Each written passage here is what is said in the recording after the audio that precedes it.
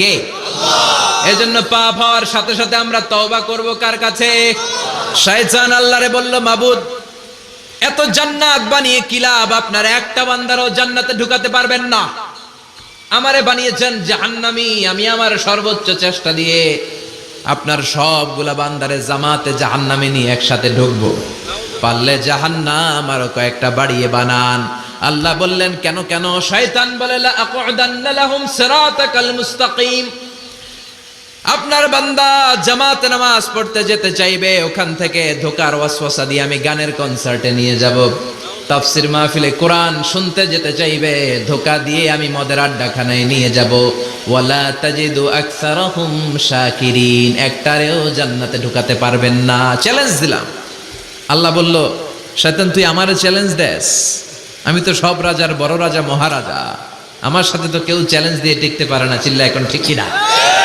শয়তান তুই চ্যালেঞ্জ দিলি, আমিও তোর চ্যালেঞ্জ নিলাম। ওয়া ইজ্জতি ওয়া জালালি ওয়া ইরতিফাই মাকানি, আমার ইজ্জতের কসম, আমার জালালিয়াতের কসম, আমার মহানত্বের কসম, আমার ক্ষমতা আর দাপটের কসম, আজীবন আমার বান্দা গুনাহ করবে, পাপ করবে, অন্যায় করবে, কোন এক তাফসীর মাহফিলে এসে চোখের পানি ছেড়ে যখন ক্ষমা চাইবে, আমি জীবনের সব গুনাহ মাফ করে দেব। আমি আমার বান্দার জীবনের সব গুনাহ মাফ করে দিয়ে জান্নাতে ঢুকায় দেব। তখন তুই কি করবি? লাগফিরান্না লাহুম মা দামু ইস্তাগফিরুনি, যতক্ষণ আমার বান্দা আমার কাছে ক্ষমা চাইবে, আমি আমার বান্দার জীবনের সব গুনাহ মাফ করে দেব। সুবহানাল্লাহ পড়ে। এজন্য রাব্বুল আলামিন বলেন, ইয়া আইয়ুহাল্লাযীনা আমানু তুবু ইলাল্লাহি তাওবাতান নাসুহা, তওবার মতো তওবা করো। তওবার মতো তওবা করলে যত বড় অন্যায় হোক, পাপ হোক, গুনাহ হোক, সব গুনাহ মাফ করে দিতে পারে কে? সাইয়েদনা আদম আলাইহিস সালাম ভুল করলেন, শত শত বছর কাঁদলেন। আল্লাহ বললেন, ও আদম, কিছু বাক্য তোমারে শিখিয়ে দেই, এই বাক্য দিয়ে তুমি আমার কাছে তওবা করো, তোমার তওবা কবুল করে নেব।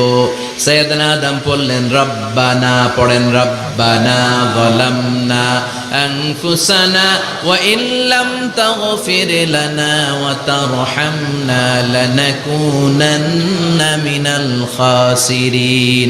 ও আল্লাহ, আমি জুলুম করেছি নফসের উপর, ভুল করেছি, অন্যায় করেছি, অপরাধ করেছি, আপনি যদি ক্ষমা না করেন আমি শেষ হয়ে যাব।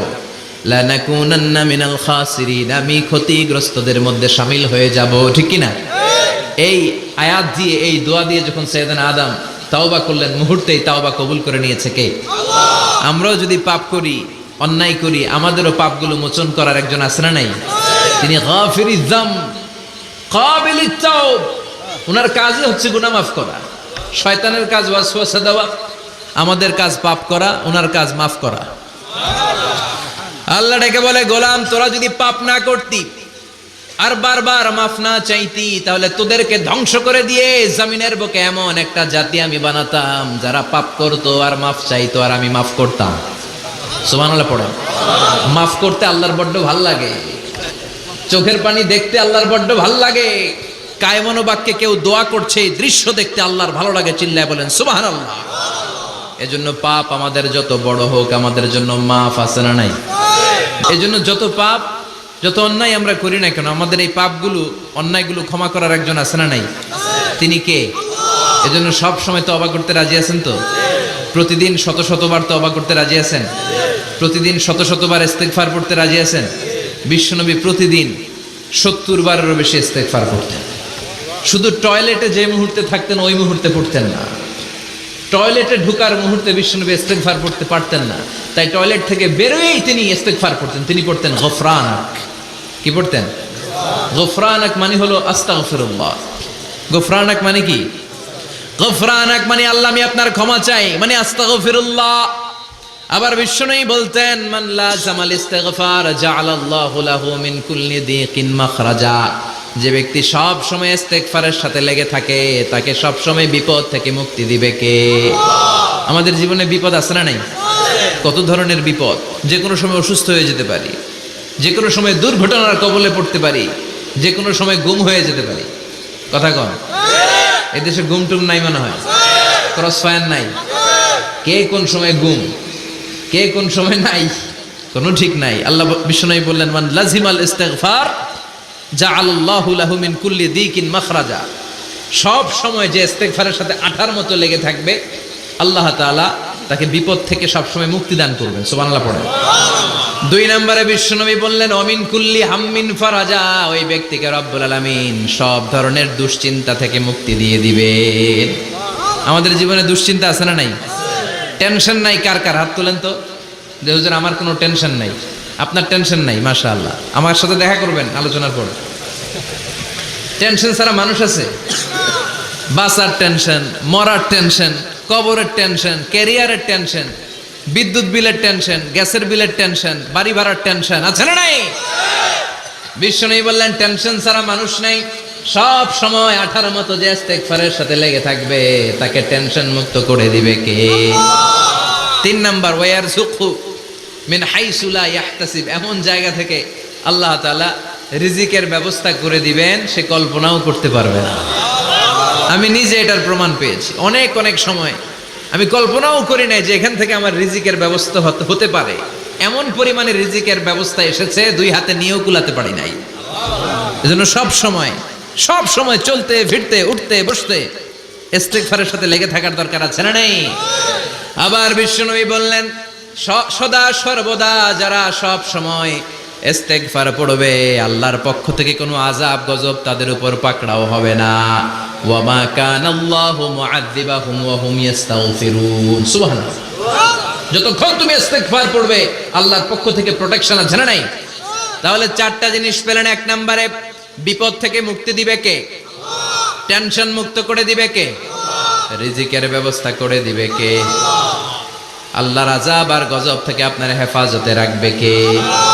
ইস্তিগফার পড়ার 5 নম্বর ফজিলত হচ্ছে, সব সময় ইস্তিগফার পড়লে আপনি মুস্তাজাবুদ দাওয়া হয়ে যাবেন। কি হয়ে যাবেন? মানে দোয়া করলেই কবুল করবে কে?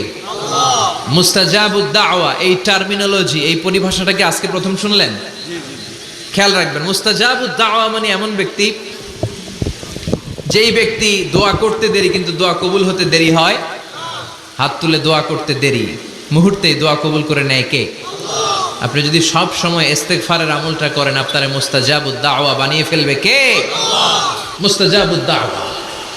আপনি সব সময় যদি ইস্তিগফারের সাথে আঠার মতো লেগে থাকতে পারেন, আপনি দোয়া করা মাত্র দোয়া কবুল করে নেবে কে? আল্লাহ। এজন্য সব সময় অবসরে বসে আছেন, বাস স্টেশনে বসে আছেন, সিএনজিতে চড়ে এক জায়গা থেকে আরেক জায়গায় যাচ্ছেন, বিছানায় শুয়ে আছেন, পড়বেন আস্তাগফিরুল্লাহ। কি পড়বেন? প্রাণ খুলে মন থেকে আওয়াজ করে সবাই পড়েন আস্তাগফিরুল্লাহ। আবারও পড়েন আস্তাগফিরুল্লাহ।